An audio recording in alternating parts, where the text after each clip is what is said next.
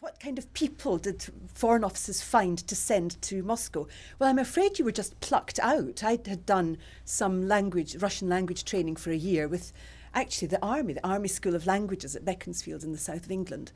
And I was plucked out to go and fill one of those, I think, 89 jobs, which was as a third secretary in the scientific section. I didn't know what to expect. And of course, in those days, and it's a long time ago, you didn't have any briefing as to what to expect. You sank or swam.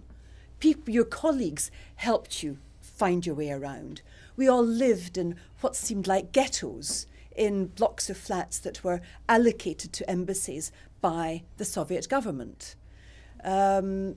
We shopped in shops that were largely run by the Soviet government, a diplomatic gastronome, where, as far as I can remember, the largest supplies were booze and cigarettes, and certainly very little in the way of fresh vegetables. Otherwise, there were the local shops. I remember a beautiful bread shop around the corner from the American Embassy on Prospekt Kalinina, where you got your fork and you pressed the bread to see if it was fresh, and it was always delicious.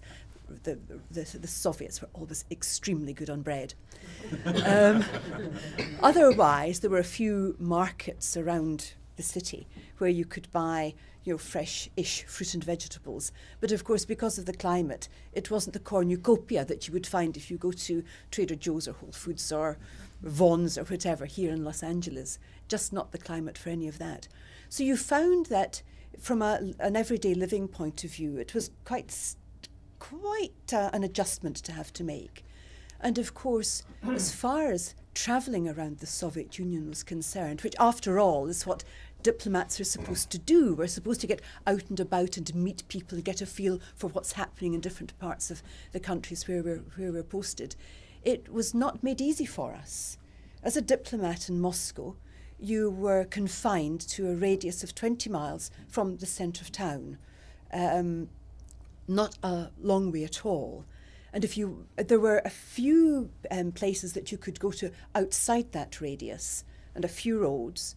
But otherwise, you had to apply to the Foreign Ministry at least 48 hours in advance if you wanted to travel away. If you wanted to go to Leningrad for a weekend, or to Kiev, or further afield, the diplomatic note went in, and by Friday evening, if you had you were just hoping that your plans wouldn't be scuppered.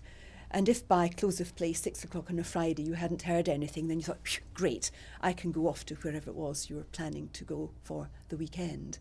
Constrained also by the fact that, of course, if you did want to travel to another city, you had to apply for train tickets, air tickets, hotels. And of course, this was also another way of manipulating the foreign community, because, of course, train tickets could have been sold out, or there might not be a room in the hotel. And of course, we always had to stay in tourist hotels for foreigners rather than any hotel that was around.